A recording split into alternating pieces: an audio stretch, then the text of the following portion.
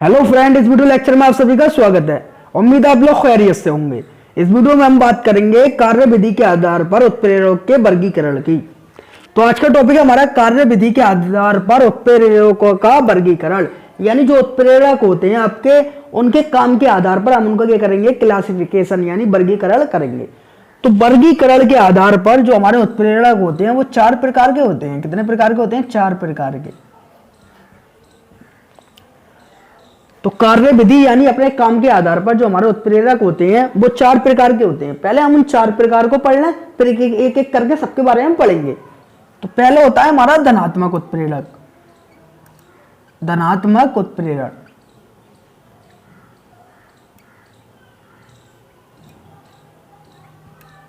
तो पहला होता है हमारा धनात्मक उत्प्रेरण।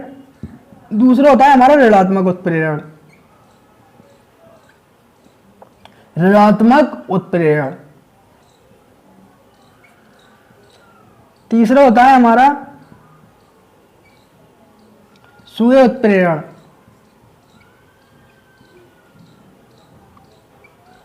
और चौथा होता है हमारा प्रेरित उत्प्रेरण।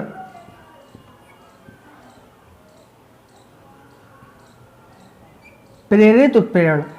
तो कार्य विधि के आधार पर आपके चार प्रकार के उत्प्रेरण होते हैं। पहला होता है धनात्मक उत्प्रेरण, दूसरा होता है आपका ऋणात्मक उत्प्रेरण, तीसरा होता है आपका सुए उत्प्रेरण, चौथा होता है आपका प्रेरित उत्प्रेरण। अब आपको कैसे पता चलेगा, यानी धनात्मक उत्प्रेरण का क्या कार्य होता है, ऋणात्मक उत्प्रेरण का क्या कार्य होता है, सुए उत्प्रेरण का क्या कार्य होता है, प्रेरित उत्प्रेरण का क्या कार्य होता है। तो जो हमारा धनात्मक उत्प्रेरण होता है, इसका यूज हम अभिक्रिया के वेग को बढ़ाने के लिए करते हैं। यानी जो अभिक्रियाएं आपकी धीमी गति से हो रही होती हैं, उन अभिक्रियाओं के वेग को बढ़ाने के लिए हम धनात्मक उत्प्रेरण का यूज करते हैं। तो धनात्मक उत्प्रेरण क्या करते हैं, अभिक्रिया का वेग बढ़ाते हैं। क्या कराते हैं? अभिक्रिया की स्पीड बढ़ा देते हैं। तो धनात्मक उत्प्रेरण कैसे कहते हैं? जो अपनी अभिक्रिया की स्पीड को बढ़ा देते हैं वो होते हैं धनात्मक उत्प्रेरण। और जो ऋणात्मक उत्प्रेरण होते हैं वो क्या करते हैं, अभिक्रिया की स्पीड को घटा देते हैं।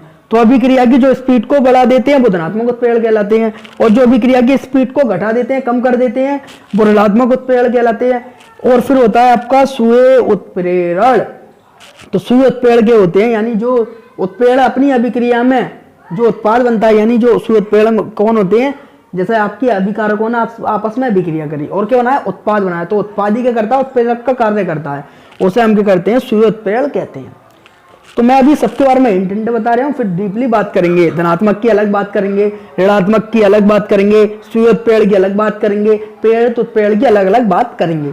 प्रेरित उत्प्रेरण के होते हैं, यानी जो उत्प्रेरण दो अभिक्रियाएं आपकी एक साथ चल रही हों।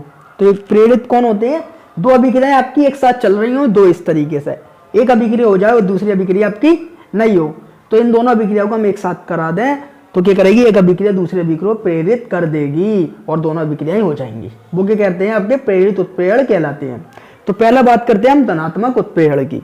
तो अगर आपसे क्वेश्चन आ जाए कार्य विधि के आधार पर उत्प्रेरण कितने प्रकार के होते हैं, तो आप बताएंगे चार प्रकार के होते हैं, धनात्मक, ऋणात्मक, सुए उत्प्रेरण और प्रेरित उत्प्रेरण। अब धनात्मक उत्प्रेरण की बात करते हैं। जब कोई उत्प्रेरण रासायनिक अभिक्रिया की गति को बढ़ा देता है तो उसे धनात्मक उत्प्रेरण कहते हैं।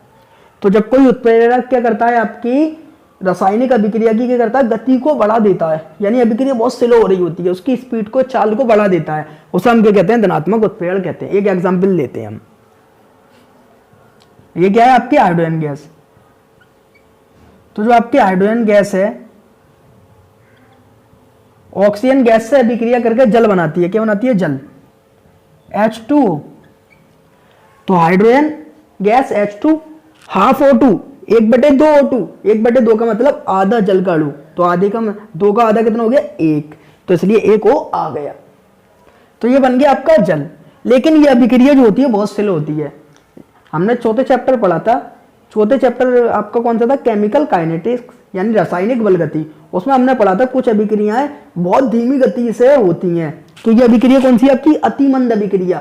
वह अतिमंद अभिक्रिया कौन सी होती है, जो अभिक्रियाएं आपकी सालों, वर्षों, महीने लग जाते हैं उन्हें पूरे होने में, वो अतिमंद अभिक्रिया कहलाती है। तो जबकि अतिमंद अभिक्रिया होती है, हाइड्रोजन ऑक्सीजन से अभिक्रिया करके जल बनाता है, ये अतिमंद अभिक्रिया में आता है। ये अभिक्रिया बहुत स्लो होती है, इस अभिक्रिया को होने में सालों भी लग जाए, महीनों भी लग जाए, कुछ पता नहीं है, लेकिन बहुत दिनों में जल बनता है आपका। तो इस अभिक्रिया को तो आपका जो जल है बहुत दिनों में बनता है। इस अभिक्रिया को जल्दी करवाने के लिए हम इसमें धनात्मक उत्प्रेरण का यूज करते हैं। तो धनात्मक उत्प्रेरण कौन सा होता है आपका? पीटी। तो आपका जो प्लेटिनम है, पीटी का नाम क्या है? प्लेटिनम। तो प्लेटिनम आपका धनात्मक उत्प्रेरण है। प्लेटिनम क्या है आपका? धनात्मक उत्प्रेरक।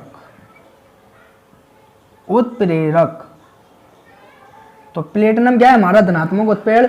यह अभिक्रिया के वेग बढ़ाने की पूरी घटना को हम कहेंगे धनात्मक उत्प्रेरण, लेकिन जो उत्प्रेरक वेग बढ़ा रहा है उसका नाम क्या है? पीटी। पीटी क्या है? उत्प्रेरक है।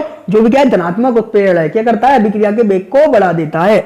तो हाइड्रोजन ऑक्सीजन से मिलकर जल बनाता है। ये अभिक्रिया बहुत स्लो होती थी, महीनों लग जाते थे, सालों लग जाते थे, लेकिन उस टाइम को इसने क्या कर दिया? कम कर दिया। अभिक्रिया की जो स्पीड स्लो होती है उसको तेज कर दिया। तो इस अभिक्रिया में जो प्लेटिनम है वो धनात्मक उत्प्रेरण है, जो अभिक्रिया की गति को बढ़ा रहा है। जो क्या कर रहा है? जो अभिक्रिया की गति को बढ़ा रहा है आपका। तो कहीं आपको स्लो अभिक्रिया मिल जाए तो आप क्या करेंगे? पीटी का यूज कर लेंगे और उस अभिक्रिया को तेज कर लेंगे और अभिक्रिया हमारी क्या हो जाएगी? जल्दी हो जाएगी। तो जो अभिक्रिया की गति को बढ़ा रहा है, गति को बढ़ाता है, कौन? पीटी। तो सिंपल सा है, धनात्मक उत्प्रेरण क्या कहते हैं? वह उत्प्रेरण जो किसी अभिक्रिया के वेग को बढ़ा देते हैं, धनात्मक उत्प्रेरण कहलाते हैं। जैसे इस अभिक्रिया में प्लेटिनम धनात्मक उत्प्रेरण है जो अभिक्रिया के वेग को बढ़ा रहा है। दूसरा है आपका ऋणात्मक उत्प्रेरण। तो ऋणात्मक उत्प्रेरण उसे कहते हैं जो किसी अभिक्रिया के वेग को घटा देता है। तो जब कोई उत्प्रेरण रासायनिक अभिक्रिया की गति को घटा देता है, गति माने चाल, चाल माने स्पीड, स्पीड माने तेजी, यानी अभिक्रिया की जो तेजी थी उसको क्या कर देता है? कम कर देता है। तो जब कोई उत्प्रेरण रासायनिक अभिक्रिया की गति को कम कर देता है, घटाने का मतलब कम कर देता है, तो उसे ऋणात्मक उत्प्रेरण कहते हैं। तो सिंपल से धनात्मक बढ़ा देता है और ऋणात्मक कम कर देता है, उसे हम क्या कहते हैं? धनात्मक उत्प्रेरण कहते हैं। जैसे उदाहरण के लिए हाइड्रोजन पेरोक्साइड जब आपका डिवाइड होता था, हाइड्रोजन पेरोक्साइड जब क्या होता था? आपका डिवाइड होता था, तो आपका H2 जल और प्लस O2 बनाता था। तो जब हमारा हाइड्रोजन पेरोक्साइड का आप गठन करते हैं, यानी इसे तोड़ते हैं, किसको? H2O2 को, तो ये बहुत तेजी से टूट जाता था। किसमें टूट जाता था? जल में आपका, और किसमें टूट जाता था? ऑक्सीजन गैस में। तो इसको बैलेंस चेक कर लें, 2 दूनी 4। तो हाइड्रोजन कितने हैं? 2 दूनी 4। ऑक्सीजन कितने हैं? 2 दूनी 4, ये वाले 2, और इसमें 2 का गुणा 2 दूनी 4। तो यहाँ पर देखो ऑक्सीजन ये 2 और 2 ये निकल गई, एक अणु ऑक्सीजन गैस का। तो ये आपकी अभिक्रिया हो गई। जब हाइड्रोजन पेरोक्साइड आपका टूटता है तो जल और ऑक्सीजन गैस में आपका टूट जाता है, लेकिन ये अभिक्रिया क्या होती थी? बहुत तेजी से हो जाती थी, बहुत स्पीड से हो जाती थी, यानी बहुत फास्ट अभिक्रिया हो जाती थी आपकी। तो इस अभिक्रिया की गति को कम करने के लिए हमने यहाँ पर क्या ले लिया? ऋणात्मक उत्प्रेरण ले लिया। और आपको पता है उत्प्रेरक का होता है एरो के ऊपर होता है। तो इस अभिक्रिया में हमने उत्प्रेरण के लिए H3PO4। तो इस अभिक्रिया में कौन सा उत्प्रेरण लिया? H3PO4। H3PO4 जो है वो आपका ऋणात्मक उत्प्रेरण है। H3PO4 ऋणात्मक उत्प्रेरण है आपका, ऋणात्मक उत्प्रेरण है, उत्प्रेरक। तो आपका H3PO4 जो है वो ऋणात्मक उत्प्रेरक है। क्या है? ऋणात्मक उत्प्रेरक। ऋणात्मक उत्प्रेरक के होते हैं जो अभिक्रिया के वेग को कम कर देते हैं। H3PO4 है जो होता है, ये होता है आपका फॉस्फोरस अम्ल, ये होता है आपका फॉस्फोरस का अम्ल, फॉस्फोरस अम्ल। तो H3PO4 आपके एक ऋणात्मक उत्प्रेरक जिसे हम फॉस्फोरस अम्ल कहते हैं। ये क्या करता है? जिस अभिक्रिया की स्पीड तेज हो रही होती है, इसकी उपस्थिति दिखा देंगे तो क्या कर देगा? अभिक्रिया की वेग को कम कर देगा, स्पीड को क्या कर देगा? स्लो कर देगा। स्लो बन के यानी हमें दिख जाएगा कि ये जल टूटा और ये ऑक्सीजन घुटा। ये अभिक्रिया इतनी तेजी से हो जाती है कि इसका हम वेग निकाल नहीं पाते, इसलिए हम H3PO4 ऋणात्मक उत्प्रेरक का यूज करते हैं जिससे हम अभिक्रिया का वेग निकाल लें। तो आपको अगर अभिक्रिया तेज करवानी है तो आप धनात्मक उत्प्रेरण ले लेंगे पीटी, और अगर आपको अभिक्रिया स्लो करवानी है तो H3PO4 ले लेंगे। ये क्या है? ऋणात्मक उत्प्रेरक है जो अभिक्रिया के वेग को घटा देता है। अब कोई अभिक्रिया आपको दी गई है, अगर आपको पीटी दिख रहा है तो आप बता देंगे इसमें कौन सा है? धनात्मक उत्प्रेरण, यानी अभिक्रिया बहुत तेज हो रही है। और अगर आपको H3PO4 दिख रहा है उपस्थिति में तो आप देख के बता सकते हैं ये अभिक्रिया तेज हो रही थी, लेकिन H3PO4 ने आगे कर दिया, इसको स्लो कर दिया। तो इस तरीके से आप पहचान कर सकते हैं। तो धनात्मक उत्प्रेरण अभिक्रिया के वेग को बढ़ाते हैं और ऋणात्मक उत्प्रेरण अभिक्रिया के वेग को घटाते हैं। एग्जाम्पल आपको ये दिया और इसका ये दिया। अब बात करते हैं हम सुई उत्प्रेरण का। तो वह अभिक्रियाएं, तो पहले इसका एग्जाम्पल लेते हैं, बाद में डेफिनेशन पढ़ेंगे। उदाहरण के लिए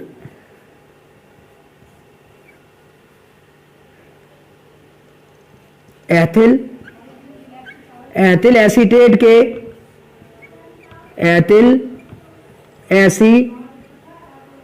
के जल अपघटन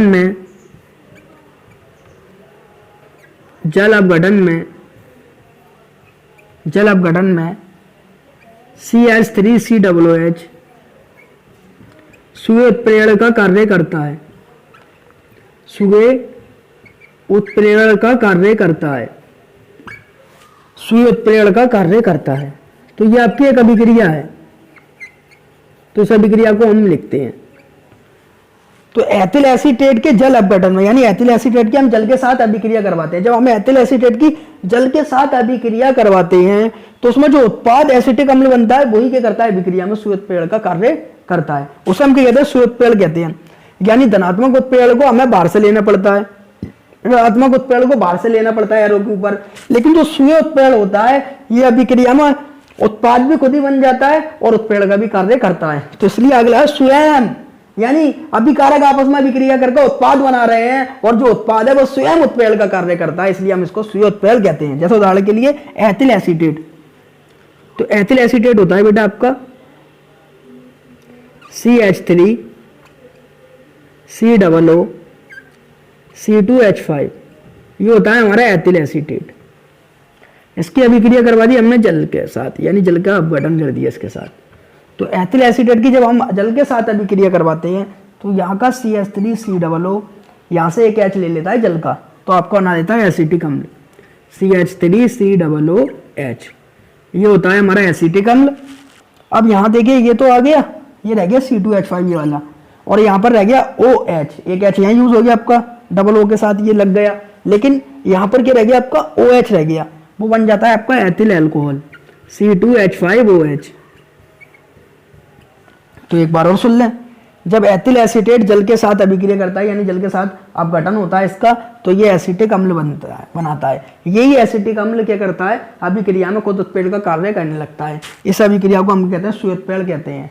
तो जब आपकी अभिक्रिया में बना उत्पादी जैविकारकों ने आपस में अभिक्रिया करी और उसमें जो उत्पाद बना वो खुद उत्प्रेरण का कार्य करने लगता है। सुई मतलब खुद उत्प्रेरण का कार्य करने लगता है, उसे हम क्या कहते हैं, सुई उत्प्रेरण कहते हैं। तो ये क्या है, ये सुई उत्प्रेरण का कार्य कर रहा है, इसे क्या कहते हैं हम, एसिटिक अम्ल। तो एसिटिक अम्ल यहाँ पर क्या है आपका सुई उत्प्रेरण है। ये हमने समझ लिया, अब हम डेफिनेशन पढ़ते हैं। तो वह अभिक्रियाएं जिनमें रासायनिक अभिक्रिया की प्रगति के फलस्वरूप बना उत्पादी सुई उत्प्रेरण के रूप में कार्य करता है। तो जिन अभिक्रियाओं में अभिकारक आपस में अभिक्रिया कर लेते हैं और उनके फलस्वरूप जो उत्पाद बनता है वो सुई उत्पादी, जो उत्पाद बनता है उत्पादी सुई उत्प्रेरण के रूप में कार्य करके अभिक्रिया की गति को बढ़ाने लगता है। तो जिन अभिक्रियाओं में अभिकारक आपस में अभिक्रिया करके जो उत्पाद बनाते हैं वो स्वयं खुद ही उत्प्रेरण के रूप में कार्य करके अभिक्रिया की गति को बढ़ाने लगता है, उसे हम क्या कहते हैं, सुई उत्प्रेरण कहते हैं।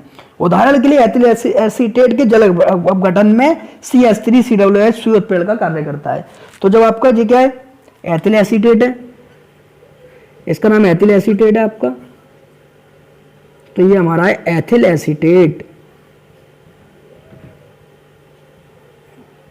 तो जब हमारा एथिल एसीटेट जल से अभिक्रिया करता है तो क्या बनाता है, एसिटिक अम्ल बनाता है और एथिल अल्कोहल। जो एसिटिक अम्ल होता है CH3COOH, ये कुछ सुई उत्प्रेरण के रूप में कार्य करने लगता है। तो इस वीडियो लेक्चर में हमने 3 उत्प्रेरण की बात करी, एक धनात्मक, एक ऋणात्मक, एक सुई, तीसरा रह गया प्रेरित उत्प्रेरण। पहले आप इन तीनों का स्क्रीनशॉट ले, फिर उसके बाद करेंगे हम प्रेरित उत्प्रेरण। एक बार मैं आपको और बता देता हूं, धनात्मक उत्प्रेरण अभिक्रिया के वेग को बढ़ाता है, ऋणात्मक उत्प्रेरण अभिक्रिया के वेग को घटाता है, और सुई उत्प्रेरण यानी अभिकारक आपस में अभिक्रिया करके जो उत्पाद बनाते हैं वो उत्प्रेरण के रूप में कार्य करने लगता है और अभिक्रिया के वेग को बढ़ाने लगता है, उसे हम क्या कहते हैं, सुई उत्प्रेरण कहते हैं। आपको रटने की जरूरत नहीं है, बस समझेंगे, समझ के आप थ्योरी आसानी से लिख सकते हैं और आपके समझ में भी आगे हुआ है।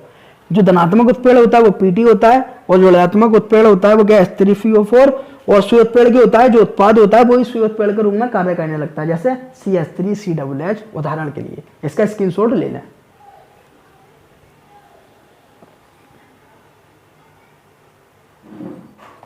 अब बात करते हैं हम प्रेरित उत्प्रेरण की। प्रेरित उत्प्रेरण, तो पहले हम प्रेरित उत्प्रेरण को समझते हैं, उसके बाद इसकी परिभाषा पढ़ेंगे। तो प्रेरित उत्प्रेरण में क्या होता है, दो अभिक्रियाएं आपकी एक साथ चल रही होती हैं, जैसे Na2SO3। एक अभिक्रिया ये है, ये क्या है आपका सोडियम सल्फाइड, सोडियम सल्फाइड।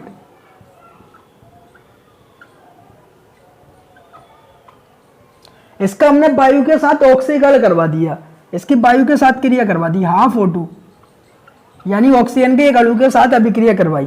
तो जब हम सोडियम सल्फाइड का वायु के साथ ऑक्सीकरण करते हैं तो हमारा सोडियम सल्फेट बन जाता है NO2SO4। ये क्या है हमारा सोडियम सल्फेट। अगर आपने ये समझ लिया तो आपको प्रेरित उत्प्रेरण अच्छी तरह समझ में आ जाएगा। दूसरी अभिक्रिया हमने करवाई सोडियम आर्सेनाइड के साथ वायु की, ये आपका सोडियम आर्सेनाइड,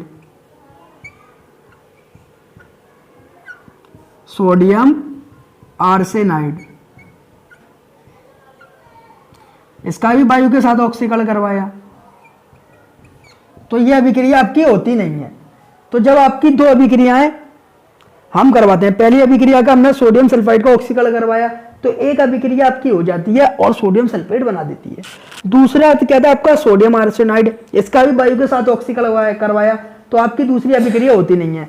तो जब दो अभिक्रियाएं हो जिसमें से एक अभिक्रिया हो जाए और दूसरी अभिक्रिया नहीं हो तो वहां पर हम क्या करते हैं, प्रेरित उत्प्रेरण का कार्य करते हैं, उन दोनों अभिक्रियाओं को एक साथ करवा देते हैं। ये दोनों जब दो अभिक्रियाएं एक साथ चल रही हो, एक अभिक्रिया हो जाए दूसरी अभिक्रिया आपकी हो नहीं तो क्या करती है, एक अभिक्रिया दूसरी अभिक्रिया को उत्प्रेरित करती है। एक अभिक्रिया आपकी दूसरी अभिक्रिया को उत्प्रेरित करती है, प्रेरित करती है, यानी ये वाली अभिक्रिया आपकी हो गई ऊपर वाली, नीचे वाली हुई नहीं है। तो जो ऊपर वाली अभिक्रिया है वो नीचे वाली अभिक्रिया को प्रेरित करेगी, जिससे दोनों अभिक्रियाएं हो जाएंगी। तो एक अभिक्रिया हो गई आपकी, दूसरी अभिक्रिया नहीं हुई। अब इन दोनों अभिक्रियाओं को हम एक साथ करवाएं तो एक साथ का मतलब Na2SO3, ये सोडियम सल्फाइड ने लिया, प्लस Na3ASO3 सोडियम आर्सेनाइड ले लिया और दोनों की वायु ले ली, हाफ O2 यानी एक ऑक्सीजन, हाफ O2 एक ऑक्सीजन, एक ऑक्सीजन मिलकर क्या बन गया O2। तो जब दो अभिक्रियाएं चल रही होती हैं जिसमें से एक अभिक्रिया हो जाती है दूसरी नहीं होती, तो इन दोनों अभिक्रिया को हम एक साथ करवा देते हैं, जिसमें से एक अभिक्रिया जो हो गई थी वो दूसरी अभिक्रिया को प्रेरित कर देती है, जिससे दोनों अभिक्रियाएं हो जाती हैं। इस अभिक्रिया में जो अभिक्रिया प्रेरित करती है दूसरी अभिक्रिया को उसे हम प्रेरित उत्प्रेरण कहते हैं। तो जो वाली अभिक्रिया आपकी हो गई थी वाली अभिक्रिया हुई नहीं थी, इन दोनों अभिक्रिया को हमें एक साथ करवाया। ये सोडियम सल्फाइड ले लिया, ये सोडियम आर्सेनाइड ले लिया, ये भी आधा ऑक्सीजन था ये भी आधा ऑक्सीजन था, पूरा क्या बन गया आपका O2, यानी हाफ O2 एक ऑक्सीजन, हाफ O2 एक ऑक्सीजन, तो क्या बन गया आपका O2 ऑक्सीजन गैस। जब इसकी अभिक्रिया हुई तो आपकी दोनों अभिक्रियाएं हो गई। Na2SO3 ने यहाँ पर एक ऑक्सीजन से अभिक्रिया करके बना देते हैं सोडियम सल्फेट, इसी तरीके यहाँ पर Na2SO4 बन गया। लेकिन यहाँ पर आपकी अभिक्रिया नहीं करी थी किसने, Na3ASO3 ने, जिसका नाम क्या है सोडियम आर्सेनाइड, इसने अभिक्रिया नहीं करी थी ऑक्सीजन के साथ।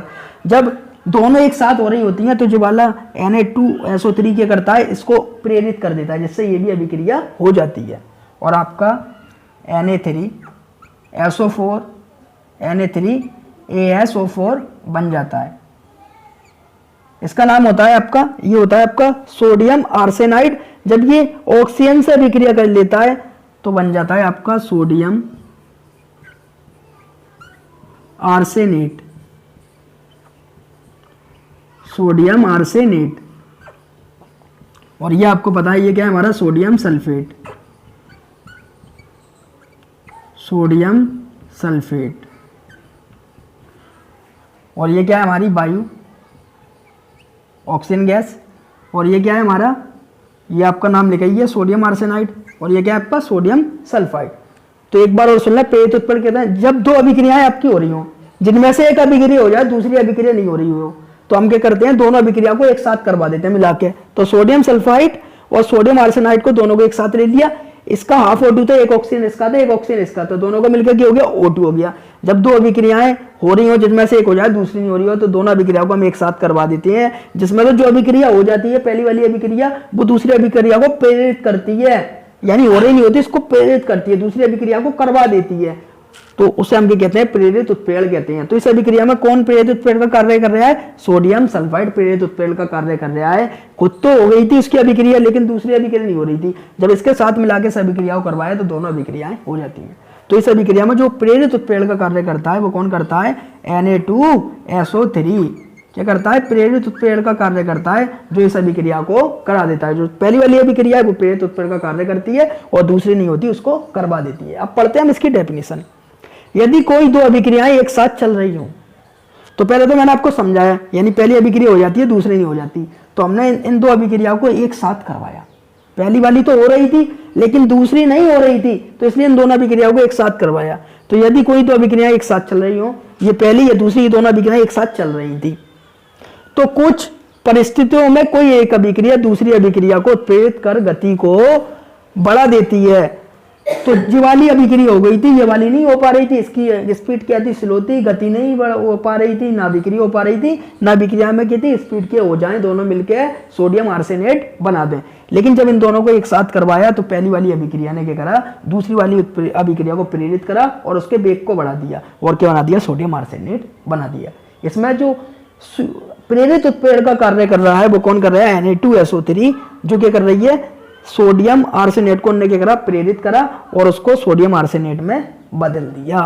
तो यही लिखा हुआ है, परिस्थितियों में कोई एक अभिक्रिया दूसरी अभिक्रिया को उत्प्रेरण कर गति को बढ़ा देती है, इस प्रकार की घटना को प्रेरित उत्प्रेरण कहते हैं। तो सिंपल सी बात है, जब एक दो अभिक्रियाएं हम करवाएं, एक अभिक्रिया हो जाए दूसरी नहीं हो, तो दोनों अभिक्रिया को हमने एक साथ करवा दें। जब दो अभिक्रियाएं आपकी एक साथ चल रही हैं, तो ये अभिक्रियाएं ये वाली एक साथ चल रही हैं, जिसमें से एक अभिक्रिया करती है दूसरी अभिक्रिया को प्रेरित कर देती है, यानी खुद भी हो जाती है और दूसरी को भी करवा देती है। जो अभिक्रिया करवाती है उसे हम क्या कहते हैं, प्रेरित उत्प्रेरण कहते हैं। तो ये वाली अभिक्रिया ने दूसरी वाली अभिक्रिया को करवाया है। तो इस अभिक्रिया में सोडियम सल्फाइड क्या है, प्रेरित उत्प्रेरण का कार्य कर रहा है, जो दूसरी अभिक्रिया को क्या कर रहा है, प्रेरित कर रहा है। इसका आप स्क्रीनशॉट ले लें। उम्मीद है आपको वीडियो अच्छी लगी होगी। वीडियो अच्छी लगी हो तो वीडियो को लाइक करें और हमारे चैनल को सब्सक्राइब करें। वीडियो को अपने दोस्तों को शेयर करना ना भूलें। फिर मिलते हैं किसी और वीडियो में। Thank you watching the video.